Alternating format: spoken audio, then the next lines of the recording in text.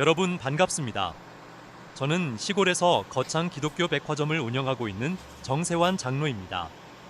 제가 2025년부터 2026년까지 경남 서부노회 남전도회 연합회 회장직을 맡은 후 남전도회 연합회 헌신예배를 다니면서 느낀 점을 나누고자 합니다. 최근 들어 저희 경남 서부노회 내에 예배의 마지막 순서에 축도 대신 강복선언으로 표기하고 예배를 마치는 교회가 많다는 것을 알 수 있었습니다. 그래서 축도, 즉 강복선언에 대하여 살펴보는 시간을 가지겠습니다. 먼저 축도는 교회 헌법에 의하면 주일 예배의 순서 마지막에 하는 것으로 기록되어 있습니다. 헌법 제16조를 보면 공예배의 모든 순서는 목사의 축도로 마치는 것을 원칙으로 한다 라고 되어 있습니다. 또 헌법 해설을 보면 폐회에 축도라고 되어 있습니다. 헌법 해설 제38문에는 주일 공예배의 폐회, 곧 절정은 어떤 요소로 구성되는가라는 물음에 대해서 축도, 즉 강복선언은 다음 주일 공예배로 돌아올 때까지 모든 날 동안 삼위 하나님께서 친히 동행해 주실 것을 선언하므로 예배의 자리에서 삶의 현장으로 파송하는 순서이다. 그래서 이 엄숙한 강복선언 속에 담겨있는 하나님의 복들을 들이마시기 위하여 우리는 눈과 귀와 마음 그리고 영혼을 넓게 열어야 한다라고 쓰여 있습니다. 그리고 전통적으로 강복선언은 민수기 6장 24절에서 26절이나 고린도후서 13장 13절의 말씀으로 하는데 성경 구절을 읽어보겠습니다. 먼저 민수기 6장 24절입니다. 여호와는 내게 복을 주시고 너를 지키시기를 원하며 여호와는 그의 얼굴을 내게 비추사 은혜 베푸시기를 원하며 여호와는 그 얼굴을 내게로 향하여 드사 평강 주시기를 원하노라. 다음은 고린도후서 13장 13절입니다.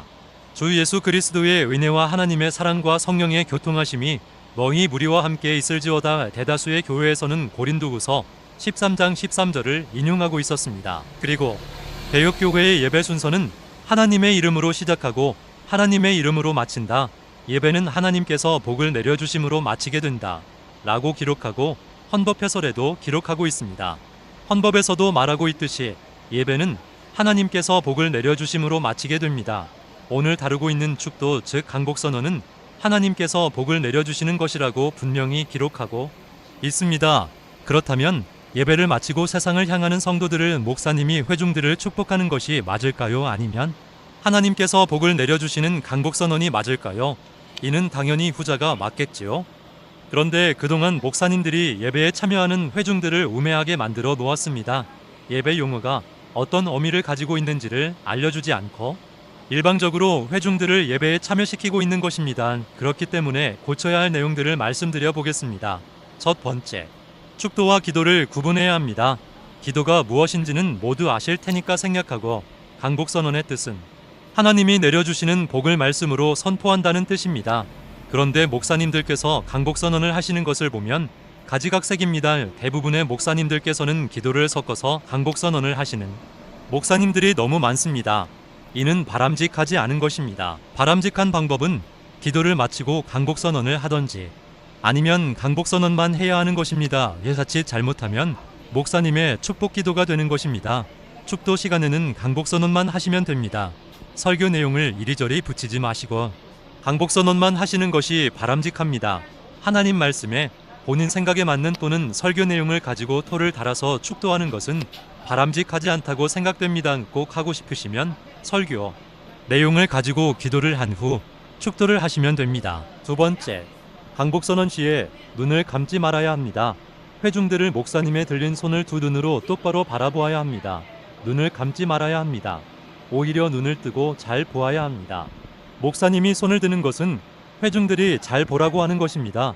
목사님은 하나님의 위임을 받아 복을 선언하면서 손을 듭니다.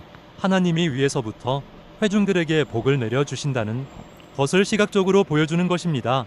아론이 손을 들어 이스라엘 백성들을 바라보며 하나님의 복을 대언한 것처럼, 그리고 예수님께서 하늘로 올라가실 때 손을 들고 제자들을 향해 복을 내려주신 것처럼 지금도 하늘에서 회중들에게 복을 내려주고 계심을 기억하는 것입니다. 그리고 목사님도 눈을 감지 말아야 합니다. 그런데 먼저 눈을 감고 시작하는 목사님들이 대다수입니다. 목사님은 말씀을 선포할 때처럼 온 회중을 바라보면서 강복선언을 해야 바람직합니다. 회중들의 귀는 목사님의 입에서 선언되는 하나님께서 내려주시는 복의 말씀을 듣고, 눈은 목사님이 크게 벌려든 양팔을 바라보는 것이 바람직한 것입니다. 우리는 이러한 예배의 의미들을 바로 배워서 하루빨리 고쳐나가야 우매한 자의 예배가 되지 않을 것이라고 생각이 됩니다. 세 번째, 축도 시간에 나가지 말아야 합니다. 축도 시간에 목사님이 눈을 감고 손드는 순간 그냥 나가시는 성도들도 가끔 한 분씩 있던데 무척 잘못된 행동이라고 생각됩니다. 왜냐하면 강복선언은 하나님께서 우리와 함께 하시겠다는 실질적인 축복의 선언이기 때문입니다. 물론 모든 예배 순서가 중요하다고 생각합니다만 순간이야말로 정말 중요한 순간이기에 반드시 그 시간 그 자리에 있어야 하는 것입니다.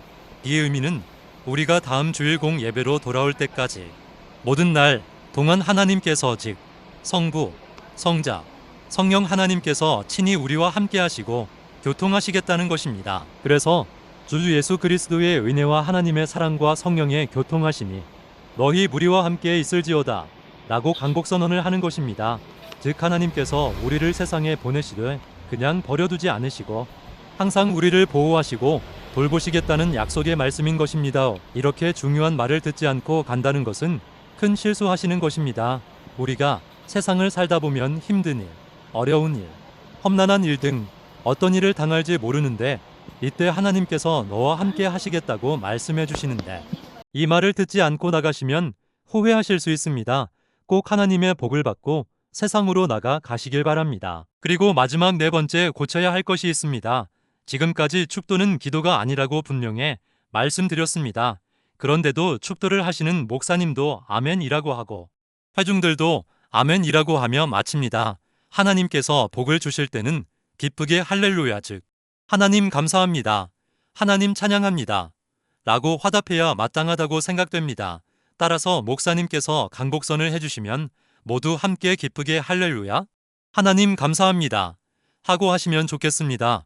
제가 경남 서분우 회남전도회 연합회 회장을 맡아 여러 교회를 다니면서 보고 느낀 점을 오늘 말씀드렸습니다. 한 가지 우리는 예배의 용어와 의미를 알아가는 성숙한 예배자가 되기를 바라는 마음에서 영상을 제작했습니다. 우리 목사님들께서 바른 예배 용어와 방법을 회중들에게 알려 주시기를 바라며 또 우리 성도들도 바른 예배를 드리기 위해 저와 함께 하나씩 배워나갑시다. 하나님께서도 우리가 바르게 예배드리는 것을 기뻐하실 것으로 생각됩니다. 이상으로 헌법과 해설을 통하여 강복선언에 대해 알아보았습니다. 감사합니다.